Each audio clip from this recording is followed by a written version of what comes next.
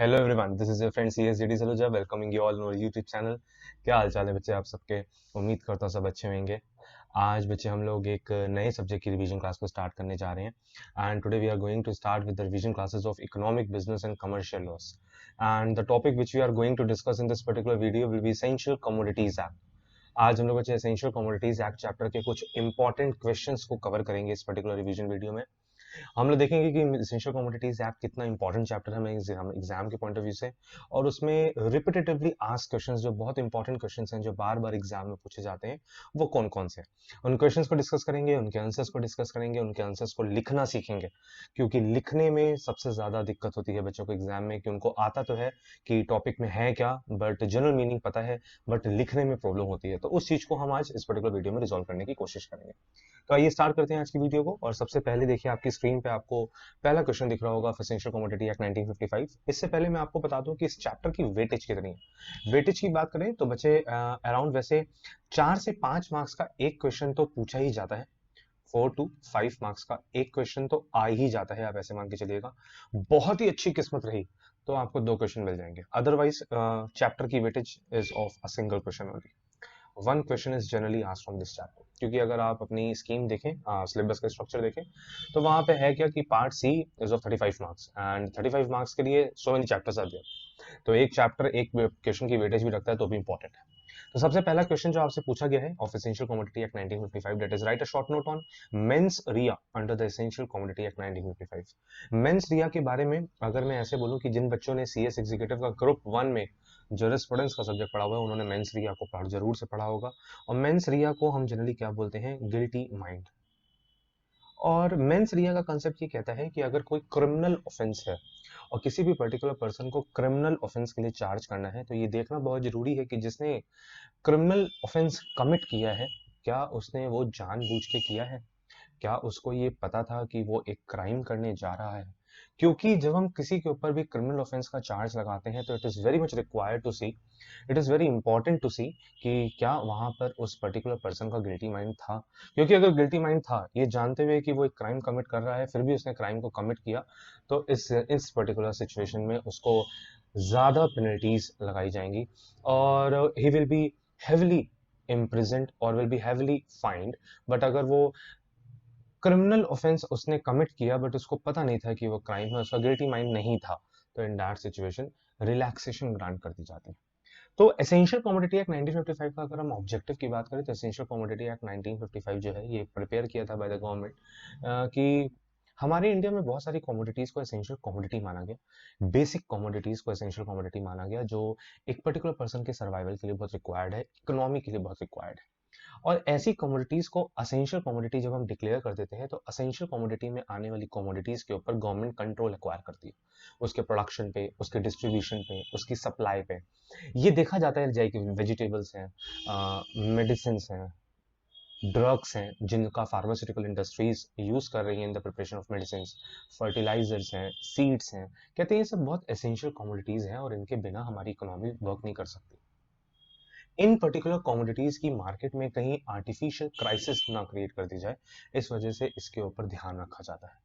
और essential commodities act के through ही government इस पे कंट्रोल एक्वायर करती है। अब अगर कोई पर्टिकुलर पर्सन इस एसेंशियल कमोडिटी एक्ट में लिखे प्रोविजंस का वायलेशन करता है, गवर्नमेंट के दिए हुए ऑर्डर्स को फॉलो नहीं करता, नॉन कंप्लायंस करता है ऑफ द प्रोविजंस और orders of essential commodities and act end of central government और स्टेट गवर्नमेंट, तो इन दैट सिचुएशन मान लिया जाता है कि उस पर्टिकुलर पर्सन ने क्रिमिनल ऑफेंस कमिट किया है। क्वेश्चन यहाँ पे ये पूछा जा रहा है कि अगर हम मान लेते हैं कि उसने क्रिमिनल ऑफेंस कमिट किया है by not following the orders of the government or for not following the provisions of essential commodity act, तो क्या वहां पर भी मेंस रिया देखा जाएगा? कहते हैं yes, the answer is yes, but हम लोग देखेंगे कि इसको कैसे प्रेजेंट करना है। तो a very important case is given in the starting in Nathulal versus state of Madhya Pradesh। important case है बच्चे, आप ये लर्न करेंगे। कहते हैं Nathulal versus state of Madhya Pradesh, it was held by Supreme Court that mens rea or its English plain meaning is guilty mind is an ingredient of the offense punishable under the Essential Commodities Act 1955। कहते हैं कि ये एक necessary ingredient है अगर आप किसी को भी क्रिमिनल ऑफेंस के लिए चार्ज करना चाहते हो अंडर एसेंशियल कमोडिटी एक्ट, तो it is required to be seen कि वहां पे मेंस रिया प्रेजेंट होना चाहिए।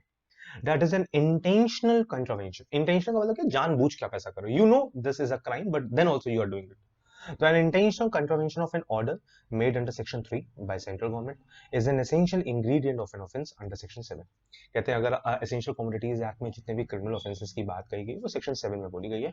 तभी बोला गया कि अगर किसी ने section 3 में गवर्नमेंट के orders को follow नहीं किया या section 3 के provisions का violation किया तो he will be और he shall be punishable under section 7, but section 7 में उसको punishable करने के लिए mens rea is the necessary feature which is required to be present.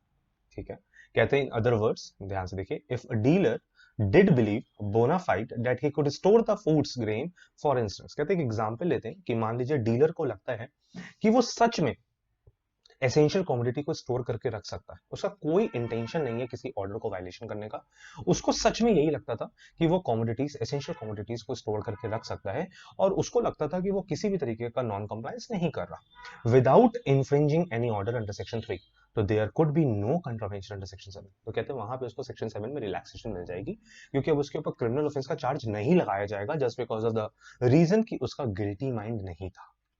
It was observed by Supreme Court in this case that mens rea is an essential ingredient of an criminal offense and it is required to be importantly marked. ठीक है, एक दूसरा case भी लिखा हुआ है, तो ऊपर वाला केस हो गया Nathulal versus state of Madhya Pradesh. Now the second number case is Hari Prasad Rao versus state. It was observed that, ध्यान से, unless a statue either clearly or by necessary implication rules out mens rea as a constituent part of a crime, कहते हैं इस particular case में, इस particular case को नहीं भी याद करेंगे तो भी चलेगा, ऊपर वाला केस आपको इंपॉर्टेंटली ध्यान रखना है क्योंकि वो एसेंशियल कमोडिटी एक्ट की ही बात करता है। कहते हैं इस पर्टिकुलर केस में क्या बोला, इस पर्टिकुलर केस में क्या डिसाइड किया गया, बोला गया कि अगर किसी पर्टिकुलर क्रिमिनल ऑफेंस में लॉ ही मना कर दे कि यहाँ गिल्टी माइंड नहीं देखना है, देखना ही नहीं है गिल्टी माइंड, अगर साफ साफ क्लियर कट उसको मना कर दिया जाए तो कोर्ट उस क्रिमिनल ऑफेंस के लिए मेंस रिया को अप्लाई नहीं करेगी। लेकिन अगर लॉ साइलेंट है तो किसी भी पर्टिकुलर पर्सन को क्रिमिनल ऑफेंस में कवर करने के लिए guilty mind is a necessary ingredient. इसका मतलब अगर लॉ साइलेंट है तो in this situation mens rea is required to be seen कि गिल्टी माइंड था या नहीं था। लेकिन अगर लॉ एक्सप्रेसली साफ साफ मना कर रहा है कि मेंस रिया को देखने की कोई जरूरत नहीं है, फिर तो देखना ही नहीं है क्योंकि लॉ ने साफ मना कर दिया। अभी इस particular Hariprasad Rao versus case में क्या हुआ, कहते हैं it was observed that unless a statue either clearly or by necessary implication rules out mens rea is a constituent part of a crime, an accused cannot be found guilty of an offense against the criminal law unless he has got a guilty mind। कहते हैं ये statement सिर्फ इतना बोल रहा है कि अगर लॉ में कुछ नहीं लिखा तो मेंस रिया को चेक करना पड़ेगा, गिल्टी माइंड होगा तो ही लायबल होगा, गिल्टी माइंड नहीं होगा तो लायबल नहीं होगा। लेकिन अगर किसी लॉ में एक्सप्रेसली गिल्टी माइंड के इंग्रेडिएंट को हटा दिया गया है और बोला गया गिल्टी माइंड देखने की कोई जरूरत नहीं है, बस ये देखिए कि ऑफेंस हुआ या नहीं हुआ, अब ऑफेंस हुआ है तो फिर उसमें गिल्टी माइंड नहीं देखा जाएगा, लायबल मान लिया जाएगा। तो ये जो दूसरा वाला केस है ना जहाँ लॉ में गिल्टी माइंड के प्रोविजन को हटा दिया गया, ये ज्यादा रिस्की है, ये ज्यादा स्ट्रिक्ट है। कहते हैं therefore mens rea is an essential ingredient of an offense under section 7 of the act। ये कौन सा एक्ट है? Essential commodity act. ठीक है, कहते हैं इसके बाद आता है section 10C and that will be the most important question of this particular answer, क्योंकि ये कहता है कि हम प्रिज्यूम करके चलेंगे कि जिसने ऑफेंस किया है उसका गिल्टी माइंड था। मतलब हम कोर्ट हमेशा यही मान के चलेगी कि जिसके अगेंस्ट चार्जेस लगाए गए हैं उसका गिल्टी माइंड था। हाँ, लेकिन उसको मौका दिया जाएगा ये प्रूफ करने के लिए कि उसका गिल्टी माइंड नहीं था। इसका मतलब onus will be upon the party who is charged with the criminal offence. Burden उसके ऊपर है जिसके ऊपर चार्ज लगाया गया है और उसको इस बर्डन की वजह से प्रूफ करना होगा कि उसका गिल्टी माइंड नहीं था, क्योंकि अगर वो प्रूफ नहीं कर पाया तो कोर्ट मान के चलेगी कि गिल्टी माइंड था।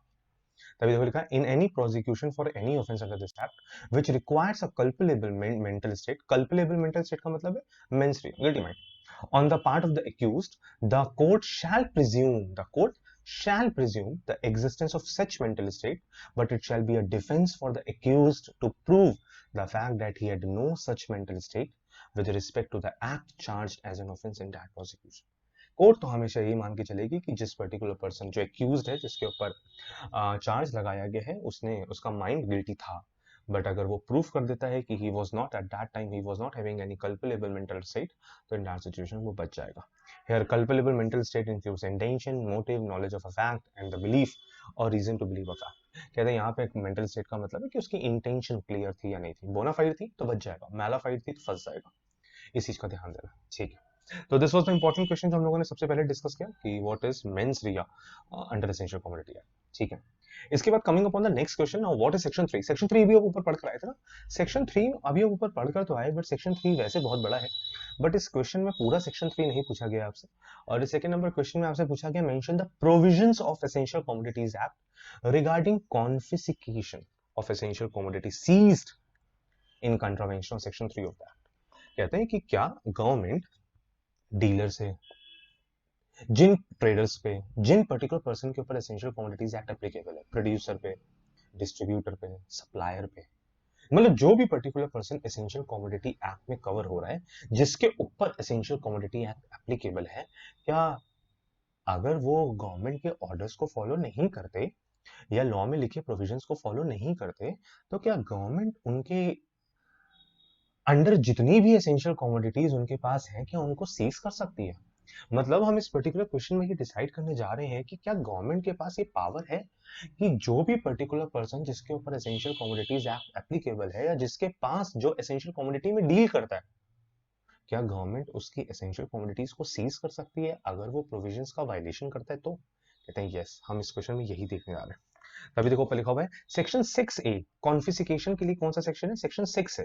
मतलब कॉन्फिस्केशन का मतलब यहाँ पे ये है कि कमोडिटीज को सीज किया जा रहा है। क्यों किया जा रहा है? क्योंकि जिस पर्टिकुलर पर्सन की रिस्पॉन्सिबिलिटी थी एसेंशियल कमोडिटीज एक्ट के प्रोविजन को फॉलो करने की, उसने फॉलो नहीं किया। इस वजह से उसकी कस्टडी में जितने भी एसेंशियल कमोडिटीज हैं वो सब कॉन्फिस्केट हो रहे हैं। अच्छा, एक चीज और समझिएगा, सीजर और कॉन्फिस्केशन में there is a difference. Seizure का मतलब है कि गवर्नमेंट ने कमोडिटीज को सीज कर लिया है, बट अब इंक्वायरी होगी और इंक्वायरी में अगर पता लगा कि हाँ सच में जिसकी कमोडिटीज सीज की गई हैं उसने क्राइम किया है, उसने प्रोविजंस का वायलेशन किया है, तो गवर्नमेंट उस पर्टिकुलर सीज्ड कमोडिटी को कॉन्फिस्केट कर लेगी।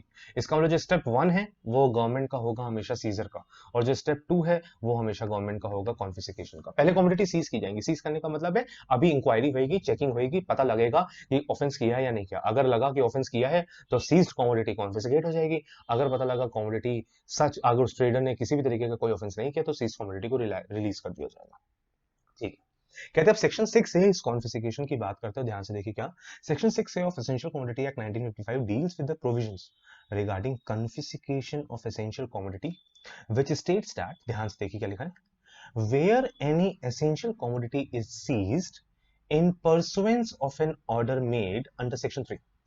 कह रहे हैं अगर किसी भी गवर्नमेंट ऑफिसर ने सेक्शन 3 के वायलेशन की वजह से किसी भी पर्टिकुलर पर्सन की एसेंशियल कमोडिटीज को सीज किया है, तो इन दैट सिचुएशन, अभी सिर्फ सीजर हुआ है, अभी कमोडिटी रिलीज हो सकती है, क्योंकि अभी ये प्रूफ नहीं हुआ कि जिसकी कमोडिटी सीज हुई है उसने सच में वायलेशन किया।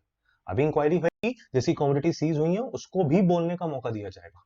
ठीक है, कहते ध्यान से, अगर किसी के पर्टिकुलर पर्सन के पास जो एसेंशियल कमोडिटीज को होल्ड करता था, अगर उसकी एसेंशियल कमोडिटीज को सीज किया गया है, तो इन दैट सिचुएशन, ध्यान से, a report of such seizure shall be made to the collector of the district in which such essential commodity is seized without a reasonable delay।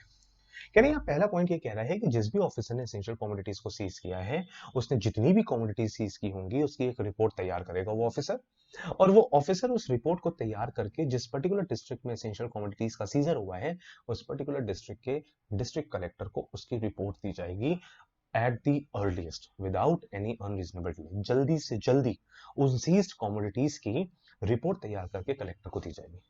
ठीक है, इसका मतलब कमोडिटी अभी सीज हुई है, कलेक्टर तक रिपोर्ट जा रही है कि कौन कौन सी कमोडिटीज किसके किसके पास से क्यों सीज की गई हैं। ठीक है, फिर ध्यान से, whether or not a prosecution is instituted for the contravention of such order, the collector may direct the essential commodity so seized to be produced for inspection before। कहते हैं अगर रिपोर्ट जमा करने के बाद कलेक्टर को लगता है कि उस पर्टिकुलर सीज्ड कमोडिटी को चेक करना चाहता है, इंस्पेक्शन करना चाहता है, तो वो उन सीज्ड कमोडिटी को अपने पास मंगवा सकता है चेकिंग के लिए। ठीक है, third number, if he is satisfied, who is he? कहते कलेक्टर ऑफ द डिस्ट्रिक्ट। कहते हैं अगर collector is satisfied that there has been a confirmation of an order, कहते हैं अगर कलेक्टर को रिपोर्ट के बेसिस पे लगा, इंस्पेक्शन करने के बाद पता लगा कि कमोडिटीज को तो सच में सीज करना चाहिए था, क्योंकि सच में सेक्शन 3 के प्रोविजंस का वायलेशन हो गया। कहते हैं अब यहाँ पे वो ऑर्डर दे सकता है सीज्ड कमोडिटी को कॉन्फिस्केट करने का। सीज्ड मतलब क्या था कि जैसे एग्जांपल देता हूं, मान लीजिए मिस्टर ए एक ट्रेडर हैं जो एसेंशियल कमोडिटी में डील करते हैं। इनके ऊपर सेक्शन 3 एप्लीकेबल था, ठीक है, और इन्होंने अननेसेसरली जानबूझ के आर्टिफिशियल स्कैर्सिटी क्रिएट करने के लिए, आर्टिफिशियल क्राइसिस क्रिएट करने के लिए एसेंशियल कमोडिटी की होर्डिंग की हुई है, होल्ड करके रखा हुआ है। होल्ड करने का मतलब है ब्लैक मार्केटिंग में, कि अभी होल्ड करके रखेंगे, सप्लाई कम होगी, डिमांड बढ़ेगी तो अपने आप प्राइसेस बढ़ेंगे। जानबूझ के माल है बट ये मार्केट में भेज नहीं रहे, इन्होंने आर्टिफिशियल स्टॉकिंग करके रखी हुई है, ठीक है, आर्टिफिशियल क्राइसिस क्रिएट करने के लिए माल को स्टॉक करके रखा हुआ है। अब इनके यहाँ पे रेड पड़ गई, ऑफिसर गया छापा मारा, और छापा मारने में पता लगा कि इन्होंने तो जानबूझ के माल को होल्ड करके रखा हुआ है। इस वजह से ऑफिसर ने इनकी सारी कमोडिटीज को क्या कर दिया, सीज कर दिया। सीज करने का मतलब यहाँ पे ये है कि अब मिस्टर ए इन सारी कमोडिटीज को जो उन्होंने होल्ड करके रखी है, इसको मार्केट में बेच नहीं पाएंगे, सीज हो गई है, अब उनके सारे राइट वहां से खत्म हो चुके हैं। अब ये रिपोर्ट बना के भेजेगा ऑफिसर कलेक्टर को, कलेक्टर ये सारी कमोडिटीज चेक करेगा, सिचुएशन को एनालाइज करेगा, देखेगा कि क्या सच में मिस्टर ए ने किसी भी प्रोविजन का वायलेशन किया है। मिस्टर ए से भी यहाँ पे पूछताछ होगी, मिस्टर ए को यहाँ पे जवाब देने का मौका भी मिलेगा। अगर तो मिस्टर ए ये प्रूव कर ले जाते हैं कि ये कोई आर्टिफिशियल क्राइसिस क्रिएट करने के लिए होर्डिंग नहीं किया, तो ये कमोडिटी रिलीज कर दी जाएंगी और उनको ऑर्डर दे दिया जाएगा कि आप कमोडिटी मार्केट में बेच लीजिए फ्री। लेकिन अगर कलेक्टर को यहाँ पे लगता है कि नहीं सच में मिस्टर ए ने वायलेशन किया है, तो कमोडिटीज हो जाएंगी कॉन्फिस्केट। जो सीज्ड कमोडिटी थी वो क्या हो जाएंगी, कॉन्फिस्केट। कॉन्फिस्केट होने का मतलब है अभी जितने भी इनके स्टॉक पड़ा हुआ है ना, ये सारा स्टॉक गवर्नमेंट के खाते में आ जाएगा। इनके वहां से सारा स्टॉक उठाया जाएगा, कलेक्टर वहां से सारा स्टॉक उठाएगा और गवर्नमेंट के खाते में डाल देगा। ये कॉन्फिस्केशन है। कहते हैं अगर कलेक्टर को लगता है कि सच में कंट्रावेंशन हुआ है किसी ऑर्डर का, किसी प्रोविजन का, तो इन दैट सिचुएशन वो कमोडिटी सीज्ड कमोडिटी को कॉन्फिस्केट कर लेंगे। ध्यान से देखिए क्या लिखा, he may order confiscation of the essential commodity so seized, Jin seized commodity से थी उनका कॉन्फिस्केशन कर लेगा। एनी पैकेज कवरिंग और कंटेनर इन विच सच एसेंशियल कमोडिटीज फाउंड, अगर वो एसेंशियल कमोडिटी किसी पैकेज्ड कमोडिटी में, लाइक कार्टन में पड़ी हुई थी, कंटेनर में पड़ी हुई थी, पैकिंग करके उसके बंडल बना दिए गए थे, सब कॉन्फिस्केट कर लेगा। any animal, vehicle, vessel or any other conveyance used in carrying such essential commodity, या अगर उन essential commodities को कहीं ट्रांसफर किया जा रहा था थ्रू एनी कन्वेयंस, तो उस पर्टिकुलर वेसल, उस पर्टिकुलर ट्रक, छोटा हाथी जो भी है, उसको भी सीज कर दिया जाएगा, कॉन्फिस्केट कर दिया जाएगा। However, no food grains or edible oil seeds, दो चीजों की बात की गई, एक फूड ग्रेन्स मतलब एग्रीकल्चरल फूड ग्रेन्स, और एडिबल ऑयल सीड्स, जो ऑयल सीड्स हैं जो तेल हम यूज करते हैं, from a producer shall be confiscated under this section. No fruit grains, no edible oil seeds shall be confiscated if the seized food grains और edible oils have been produced by, मतलब producer के पास से seize नहीं होगी। ये यहाँ पे एक एक्सेप्शन डाल दिया गया है, लेकिन सिर्फ दो ही चीजों के लिए, फूड ग्रेन और एडिबल ऑयल सीड्स। कहते हैं ये प्रोड्यूसर के पास से कॉन्फिस्केट नहीं हो सकती, कोई बात नहीं।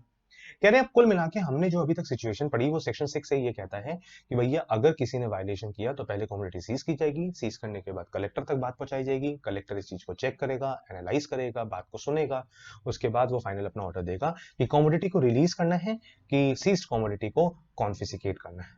ठीक है, आगे आते हैं। कहते हैं मान लीजिए कि जो कमोडिटी ऑफिसर ने सीज की है वो पेरिशेबल नेचर की है, पेरिशेबल नेचर की है, या कलेक्टर ने जो कमोडिटी को कॉन्फिस्केट किया है अब वो उसको सेल करना चाहता है, तो क्या होएगा, तो देखो लिखा गया, where the collector on receiving a report of seizure or on inspection of an essential commodity is of the opinion that, कहते हैं जब रिपोर्ट आई सीजर की उसके बाद, या जब कलेक्टर ने उसको खुद चेक कर लिया उसके बाद, उसको लगता है that essential commodity is subject to speedy and natural decay. Commodity का नेचर ऐसा है जब ज्यादा दिन होल्ड करके नहीं रखा जा सकता, क्योंकि अगर होल्ड करके रखेंगे तो पैरिश हो जाएगा, खराब हो जाएगा, उसकी क्वालिटी डिग्रेड हो जाएगी, और is otherwise expedient in the public interest to do so. जबरदस्ती मार्केट में स्कैर्सिटी क्रिएट की जा रही है, कलेक्टर कह रहा है और इसको होल्ड करके रखेंगे तो मार्केट में और दिक्कत होगी, फटाफट कमोडिटी को बेचो। ही मे ऑर्डर, ही यहाँ पे फिर अगेन कौन है, collector, collector again may order the same to be sold at the controlled price if any fixed for such essential commodity under this act or any other law for the time being enforced। इसका मतलब इसको controlled price पे cell कर दिया जाएगा, collector यहाँ पे खुद प्राइस नहीं देखेगा, वो चेक करेगा कि इस एसेंशियल कमोडिटी की मार्केट में कंट्रोल प्राइस क्या चल रही है। Where no such price is fixed, अगर कंट्रोल प्राइस नहीं है, सरकार ने कोई रेट नहीं दिया हुआ, order the same to be sold by public auction. फिर सेकंड नंबर ऑप्शन मिलेगा हमारे पास कि जब कंट्रोल प्राइस नहीं है तो इसका ऑक्शन करा दीजिए, जितने में बोली लगेगी उतने में बेच दीजिए। बेचना जरूरी है क्योंकि कमोडिटी को होल्ड करके रखेंगे तो उसकी वैल्यू डिग्रेड कर जाएगी। कमोडिटी पेरिशेबल नेचर की है, जितना ज्यादा होल्ड करोगे उतना ज्यादा उसकी वैल्यू गिरती चली जाएगी। इट्स नेसेसरी कि उसको जल्दी से जल्दी बेचा जाए। एक्सपीडिएंट वर्ड का मतलब यही था, जल्दी से जल्दी at the earliest. However, in case of food grains, the collector may order the same to be sold through fair price shop at the price fixed by central government or by the state government. Fair price shop मतलब like एक तरीके से ration shop. कैसी shop? Ration shop. For the retail sale of such food grains to the public for its equitable distribution and availability at fair price. इसको fair price में बेच दीजिए। ठीक है। फिर कहते हैं कि disposal of sale proceeds of confiscated goods। अब कलेक्टर ने कमोडिटी को सेल तो कर दिया, बट सेल करने के बाद पैसा भी तो आया। अब कलेक्टर इस पैसे का क्या करे? माल को तो बेच दिया, क्योंकि भैया वो नेचुरल डिके थी, स्पीडी डिस्पोजल हो रहा था, पेरिशेबल नेचर की थी। अब उसको जल्दी से जल्दी बेचना जरूरी था, बेच तो दिया, पैसा आ गया कलेक्टर के पास। अब इस पैसे का क्या किया जाए? तो कहते हैं where any essential commodity is sold, the sale proceeds thereof after deduction of the expenses of any such sale. मतलब एक तरीके से हम ऐसे बोल रहे हैं कि टोटल जितनी भी रेवेन्यू आपके पास आई है कमोडिटी सेल करके, उसमें से आप अपने सेल्स एक्सपेंसेस माइनस कर दीजिए, या अगर ऑक्शन हुई है तो ऑक्शन के एक्सपेंसेस भी माइनस कर दीजिए। कह रहे फिर से देखो, where any essential commodity is sold, the sale proceeds thereof after deduction of the expenses of any such sale or auction or any other incidental expenses relating thereto shall, where no order of confiscation is ultimately passed by the collector। कह रहे हैं मान लो कि commodity seize की गई थी, फिर report तैयार की जा रही है, बट कमोडिटी की लाइफ बहुत कम है, तो कलेक्टर यहाँ पे ऑर्डर दे सकता है कि सीज कमोडिटी को बेच दिया जाए, और फिर अगर बाद में ऐसा लगा कि जिनकी कमोडिटी सीज की गई थी उन्होंने कोई कंट्रावेंशन नहीं किया तो पैसा वापस कर दिया जाएगा। मान लीजिए जैसे ऊपर हम लोगों ने एग्जांपल लिया था कि ए की कमोडिटी सीज की गई थी, ए कहता है कोई बात नहीं, कमोडिटी सीज कर ली, कम से कम बेच दो, क्योंकि स्पीडी डिस्पोजल करना जरूरी है, क्योंकि कमोडिटी का नेचर ऐसा है कि वो पेरिश हो जाएगी, अगर ज्यादा दिन होल्ड करके रखी उसकी वैल्यू गिर जाएगी। कलेक्टर ने बेच दी, बेच तो दी, बेचने के बाद जो पैसा आया संभाल के रखा जाएगा। क्या बोला जाएगा कि अगर मिस्टर री के बाद में प्रूफ होता है कि मिस्टर री ने कंट्रावेंशन की तो उनको पैसा नहीं मिलेगा, अगर कंट्रावेंशन नहीं की तो पैसा उनको मिल जाएगा। तभी बोला where no order or confiscation is ultimately passed by the collector, where an order passed in appeal under subsection 1 of section 6C also requires, or wherein a prosecution instituted for the contravention of the order in respect of which an order of confiscation has been made, the person concerned is acquitted, be paid to the owner thereof or the person from whom it is seized। कह रहे हैं यहाँ पे ये बोला जा रहा है कि जितनी भी कमोडिटीज को कॉन्फिस्केट किया गया है, इसका पैसा दे दिया जाएगा ओनर को, उतनी वैल्यू दे दी जाएगी जितनी वैल्यू का वो हकदार है। इसका मतलब ये नहीं है कि उसके ऊपर पनिशमेंट नहीं लगेगी, पेनल्टी लग सकती है, बिल्कुल लग सकती है, क्योंकि उसने कॉन्फिस्केट, क्योंकि उसने ऑर्डर्स का वायलेशन किया है, जेल भी हो सकती है, बट जो उसकी कॉस्ट थी वो उसको वापस कर दी जाएगी। ठीक है, क्लियर है। और अगर यहाँ पे प्रूफ हो जाता है कि उस पर्टिकुलर पर्सन ने पूरी तरीके से वायलेशन किया है, तो एट द एंड वो पैसा सरकार के खाते में चला जाएगा। तो यहाँ पे ये पर्टिकुलर प्रोविजन ध्यान से देखिएगा, किसी को नुकसान पहुंचाने के लिए नहीं है, बल्कि ये इसलिए है कि कोई भी पर्टिकुलर पर्सन उस पर्टिकुलर एसेंशियल कमोडिटी का मिस यूटिलाइजेशन ना करे। ठीक है। फिर एक एक इंपॉर्टेंट क्वेश्चन हमारे सामने आता है। अच्छा, पहले क्वेश्चन नंबर 3 से पहले क्वेश्चन नंबर 4 पढ़ लेते हैं, अच्छा फिर आपको ज्यादा क्लियर तरीके से समझ में आएगा क्वेश्चन नंबर 3 क्या है। कहते हैं क्वेश्चन पूछा कि discuss essential commodities under essential commodity act 1955। Sir ये एसेंशियल कमोडिटी है क्या? एसेंशियल कमोडिटी को समझने के लिए पहले इस ऐप का मेन पर्पस समझना पड़ेगा, तभी यहाँ पे हम लोगों ने पहले मेन पर्पस से आंसर को स्टार्ट किया। ध्यान से देखिएगा, the preamble to the act says that, कहते हैं एक्ट का जो प्रीएम्बल होता है वो क्या कहता है, ध्यान से, it is an act to provide in the interest of the general public for control of the, कहते हैं ये एक ऐसा एक्ट है जो पब्लिक इंटरेस्ट के लिए बनाया गया है, जिस एक्ट की वजह से कंट्रोलिंग पावर आएगी किसके लिए, कंट्रोल होगा किसके ऊपर, of the production, supply and distribution. तीन चीजों पे कंट्रोल होगा, production, control on.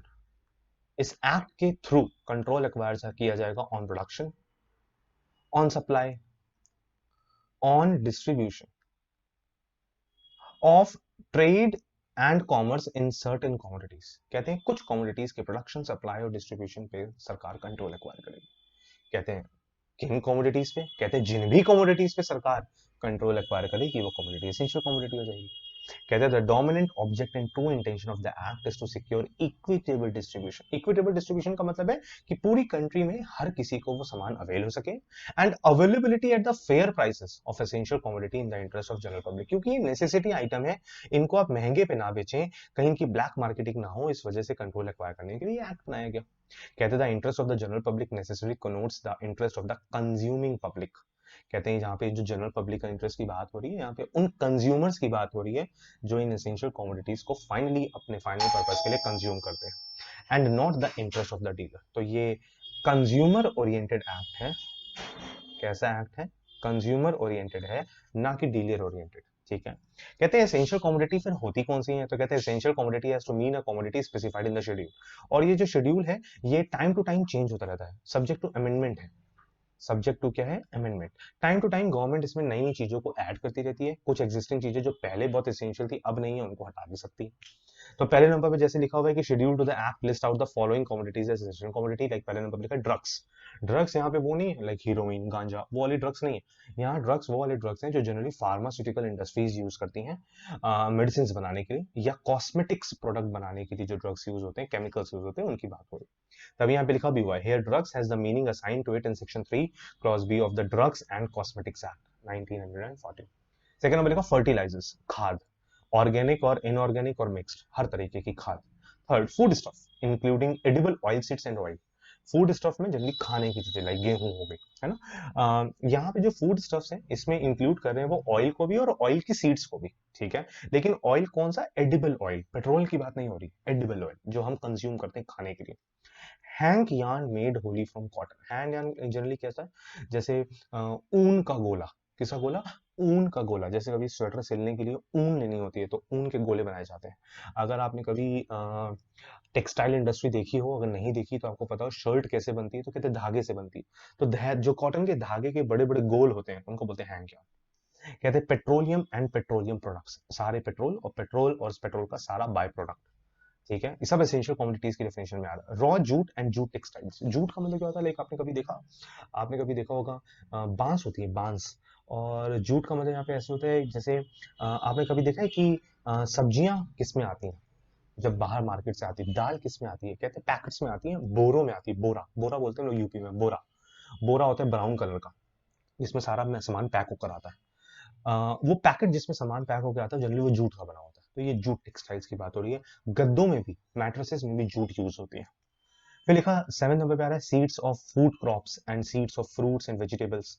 Seeds of cattle fodder. Cattle fodder मतलब यहाँ पे चारा, जो गाय भैंस जनरली खाती हैं, चारा। जूट सीड्स, कॉटन सीड्स, ये सब एसेंशियल कमोडिटी है। और अभी एक न्यूली एडेड एसेंशियल कमोडिटी क्या है? मास्क। कोविड 19 की वजह से मास्क को एक एसेंशियल कमोडिटी बनाया गया, क्योंकि कहीं ना कहीं आपको पता होगा जब नया नया कोविड 19 इंडिया में सबके सामने आया था तो लोगों ने मास्क की बहुत ब्लैक मार्केटिंग की थी, हैंड सैनिटाइजर्स की बहुत ब्लैक मार्केटिंग की थी। क्योंकि पहले ना ये ऐसी चीजें थी जिनको बहुत ज्यादा हमारे इंडियंस यूज नहीं करते थे। मास्क कौन नहीं पहनता था? बहुत कम लोग पहनते थे। जनरली मास्क सर्जिकल मास्क होते थे जो ऑपरेशंस करते समय डॉक्टर्स यूज करते थे, और जनरल पब्लिक यूज नहीं करती थी। हैंड सैनिटाइजर्स जनरली हॉस्पिटल्स में यूज होता था। लोग अपनी डेली लाइफ में हैंड सैनिटाइजर्स इतना ज्यादा यूज नहीं करते थे। बट कोविड 19 आने के बाद ये एक एसेंशियल कमोडिटी बना दी गई और इसकी प्रोडक्शन कंट्रोल पर, सप्लाई पर गवर्नमेंट ने अपना कंट्रोल एक्वायर किया। तभी यहाँ पे लिखा मास्क, 3 तरीके के mask, 2 ply and 3 ply surgical mask. Ply का मतलब यहाँ पे लेयर से बात हो रही है। N95 mask and hand sanitizers, ये सब एसेंशियल कमोडिटी बना दी। इसका मतलब अगर गवर्नमेंट किसी भी प्रोडक्ट को एसेंशियल कमोडिटी बनाना चाहती है तो वो उसको शेड्यूल में ऐड कर देती है, और अगर वो एसेंशियल कमोडिटी से हटाना चाहती है तो इस शेड्यूल से हटा देती है। तो उन जैसे ही कोई पर्टिकुलर प्रोडक्ट एसेंशियल कमोडिटी की डेफिनेशन में आता है उसके ऊपर ये एक्ट एप्लीकेबल हो जाता है, और उसके डीलर्स के ऊपर भी एक्ट एप्लीकेबल हो जाता है। तो उम्मीद करता हूँ बच्चे आपको एसेंशियल कमोडिटी समझ में वर्ड आ गया। ठीक है। अब आते हैं क्वेश्चन नंबर 3। और अब क्वेश्चन नंबर 3 इसी के एक तरीके से कंटिन्यूएशन है। और क्वेश्चन आपसे ये पूछा जा रहा है कि whether tea is a foodstuff. नीचे हम लोगों ने बोला था, देखो एक एसेंशियल कमोडिटी हम लोगों ने यहाँ पे बोली थी फूड स्टफ। पॉइंट नंबर 3 पे ये देखो लिखा था food stuff is essential commodity. Question यहाँ पे ये पूछा गया है कि क्या टी, चाय भी एक फूड स्टफ है अंडर एसेंशियल कमोडिटी एक्ट? क्या टी को you will cover under the heading of food stuff? Does it have any nutritional value? क्या टी की कोई न्यूट्रिशनल वैल्यू है? Discuss in reference with leading case law if any. और आपसे पूछा गया कि अगर इसके रिगार्डिंग कोई केस लॉ है तो उसके थ्रू आप इसको एक्सप्लेन करिए। Again you need to learn this case law in S Samuel MD Harrisons मालिवा वर्सेस यूनियन ऑफ इंडिया। कहते हैं आपको ये केस याद करना होगा क्योंकि ये एग्जाम में 2 बार पूछा भी जा चुका है। तो कहते हैं इन this particular case supreme court ने बोला T is not a food stuff. T को फूड स्टफ की डेफिनेशन से बाहर रखा गया, उसका रीजन भी दिया। क्या इस चीज का भी जवाब मिला कि क्या टी की कोई न्यूट्रिशनल वैल्यू है? देखो ध्यान से बोलो, supreme court held that T is not a food stuff, this is the clear cut answer. लेकिन आपको एक्सप्लेन करना है, केस का नाम भी आ गया, अभी न्यूट्रिशनल वैल्यू की बात नहीं हुई और ये भी आंसर पता लग गया कि T is not a food stuff. ठीक है, कहते हैं even in a wider sense, कहते हैं अगर आप फूड स्टफ को बहुत ज्यादा इलेबोरेट करके भी पढ़ोगे तो food stuff will not include to tea as tea either in the form of leaves or in the form of beverage. कहते हैं ना ही टी को आप टी सीड्स, जो चाय का दाना, चाय पत्ती होती है, उसको भी फूड स्टफ नहीं मानोगे। चाय बनने के बाद जो चाय हम लोगों को सर्व करते हैं उसको भी एज अ बेवरेज भी, एज अ ड्रिंक भी, उसको हम फूड स्टफ नहीं मानेंगे। It does not go into the preparation of food proper to make it more palatable and digestible. कहते हैं ये कोई फूड आइटम नहीं है। हम ये खाना, आपसे कोई बोले कि खाना खाना है और खाना खाते समय आप चाय पी लीजिए आपका पेट भर जाएगा, क्या ऐसा कभी हुआ है? क्या ऐसा हुआ है कि मम्मी ने बोला जब मैं खाने में चाय बनाई है? नहीं, बिल्कुल नहीं। Tea leaves are not eaten. Supreme court कहती है जो ये चाय की पत्तियां हैं इनको हम खाते नहीं हैं। चाय जनरली एक ही तरीके से लिक्विड फॉर्म में ही कंज्यूम की जाती है। वो अलग बात है कि आप ब्लैक टी बना लीजिए, जिंजर टी बना लीजिए, बट चाय पत्ती तो पड़ेगी ना। अब कहते हैं जो ये चाय पत्ती है it is not a food item. आप पेट भरने के लिए चाय पत्ती नहीं लेते, आप पेट भरने के लिए चाय नहीं पीते। Tea is a beverage produced by steeping tea leaves or buds of the tea plants in the boiled water. कहते हैं इन लीव्स का कंजम्पशन हम डायरेक्टली नहीं करते। आप इन लीव्स को या उन चाय पत्ती के जो चाय के दाने होते हैं उनको पानी में, बॉइलिंग वाटर में मिलाते हो। Such tea is consumed hot और cold for its flavour, for its taste and its quality as a stimulant. कहते हैं आप इसको खाने के तौर पे यूज नहीं करते। It is a liquid item, it can be used as a drink. The stimulating effect is caused by the presence of caffeine therein. और कहते हैं जो आपको लत लग जाती है ना, जैसे हम लोग बोलते हैं चाय की लत लग जाती है, सिर दर्द हो रहा है चाय पी लो, कहते हैं वो उसमें प्रेजेंट कैफीन है, बट कैफीन बहुत बहुत ही माइन्यूट लेवल पे होता है। इस वजह से हम उसको नशा नहीं कह सकते। जैसे कॉफी में कैफीन ज्यादा है। T neither nourishes the body nor sustains nor promote it's growth. कहते हैं ना ही टी की वजह से आपकी ग्रोथ रुकती है, ना ही टी की वजह से आपको कोई नरिशमेंट मिलता है। क्या जो लोग चाय नहीं पीते वो जिंदा नहीं रह पाते, बट जो लोग खाना नहीं खाते उनके लिए बड़ी डिफिकल्टी है। तभी यहाँ पे बोला it does not have any nutritional value. साफ साफ क्लियर सुप्रीम कोर्ट ने बोला इस पर्टिकुलर केस में कि चाय की कोई न्यूट्रिशनल वैल्यू नहीं है। टी और it's beverage does not go into the preparation of any food stuff. In common parlance anyone who has taken T would not say that he has taken or eaten food. Thus, tea is not a food. Supreme court ने clear cut इस particular case में मना कर दिया कि T को हम food stuff की डेफिनेशन में कवर नहीं करेंगे। इसका मतलब it is not essential commodity. सही है, चलो आगे बढ़ते हैं। लेकिन अगर कभी इन फ्यूचर सेंट्रल गवर्नमेंट चाहे कि इसको, स्टेट गवर्नमेंट चाहे कि हम इसको फूड स्टॉक बनाना चाहते हैं तो क्या बना सकते हैं? वैसे तो जनरली सेंट्रल गवर्नमेंट ही करेगी, बट बनाया जा सकता है, बट फिर उसको क्लियर कट मेंशन करना होगा शेड्यूल में। ठीक है, बट वो एसेंशियल कमोडिटी है नहीं, फूड स्टफ ही नहीं है, तो एसेंशियल कमोडिटी में तो नहीं आएगा। क्लियर कट लिखना चाहो तो लिख सकते हैं, बट वो गवर्नमेंट लिख के देगी तो ही हम मानेंगे। Now the last question is the important question जो 2 से 3 बार आपके एग्जाम में पूछा जा चुका है। Now what is the difference between seizure and confiscation? ऊपर ही पढ़कर आए थे हम क्वेश्चन नंबर 2 में। सीजर पहले होती है या कॉन्फिस्केशन? कहते कहते सीजर पहले होगी, कॉन्फिस्केशन बाद में होगी। अच्छा, सीजर होने के बाद देयर इज अ पॉसिबिलिटी कि कमोडिटी रिलीज कर दी जाए अगर सबूत ना मिले तो, लेकिन कॉन्फिस्केशन के बाद रिलीज नहीं किया जाएगा। तभी लिखा सीजर में it means taking possession of the property against the wishes of the owner of the property.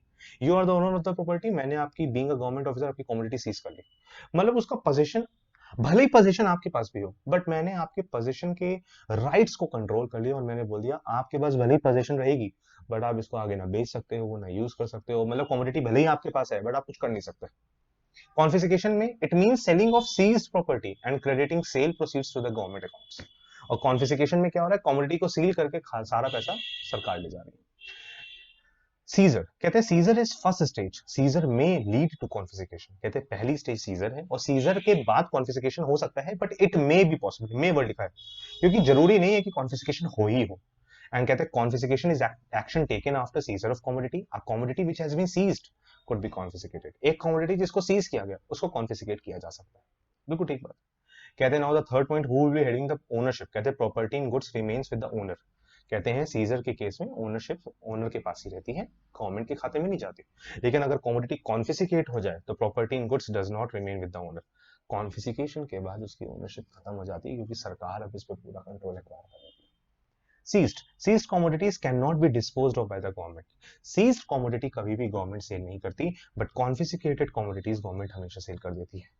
एक एक्सेप्शन इसका हो सकता है कि अगर कमोडिटी सीज करने के बाद ये पता लगती है कि कमोडिटी पेरिशेबल नेचर की है, तो for the time being government उसको सेल कर देगी।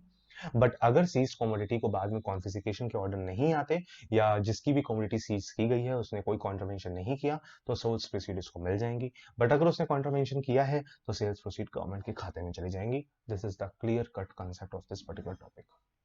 ठीक है, तो यहाँ पे यही 5 क्वेश्चंस आपके एग्जाम में बहुत बार पूछे गए थे, जो हम लोगों ने एसेंशियल कमोडिटी एक्ट में डिस्कस किए। And the main most important question is mens rea, difference between seizure commodity, what are different essential commodities, tea is a foodstuff और नॉट, और एक लास्ट में कि कॉन्फिस्केशन का प्रोसीडिंग क्या है as per essential commodity act. तो उम्मीद करता हूँ बच्चे आपको ये पूरा चैप्टर के 5 क्वेश्चन समझ में आए, and this is whole for this particular video. बच्चे ध्यान देना, मैं आपको एक छोटी सी टिप देना चाहता हूँ कि इस पर्टिकुलर सब्जेक्ट में चैप्टर्स बहुत ज्यादा हैं, बहुत ज्यादा हैं। मार्किंग की वेटेज एक तरीके से मैं कह सकता हूँ कि प्रॉपरली नहीं है, क्योंकि जितने टॉपिक्स इसमें गिवन हैं उसके हिसाब से मार्किंग बहुत कम है।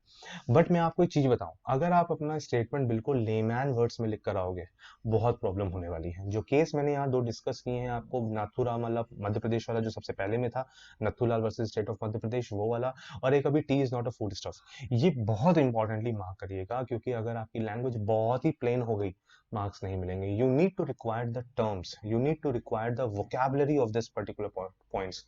जहां पे जो वर्ड्स यूज हो रहे हैं इनको एग्जाम में जरूर लिख कर आना है। इनको अगर आप ध्यान में रखते हुए आंसर लिखेंगे, आपका आंसर कभी भी नहीं गलत होने वाला। तो this is all for today's video. उम्मीद करता हूँ आपकी वीडियो में आपको मजा आया। आज की वीडियो में आपके 5 क्वेश्चंस प्रिपेयर हो गए एसेंशियल कमोडिटी एक्ट के। यहीं पे इस वीडियो को कंप्लीट करते हैं, खत्म करते हैं। नेक्स्ट वीडियो में मैं नए चैप्टर के साथ आपके साथ वापस रिवीजन के लिए मिलूंगा, कुछ और क्वेश्चंस का डिस्कशन करेंगे नए टॉपिक पे। तो this is all for today's video. उम्मीद करता हूँ सब आपको समझ में आया। सो गुड बाय, हम लोग फिर नेक्स्ट वीडियो में वापस से मिलेंगे। चलो, ओके, बाय बाय।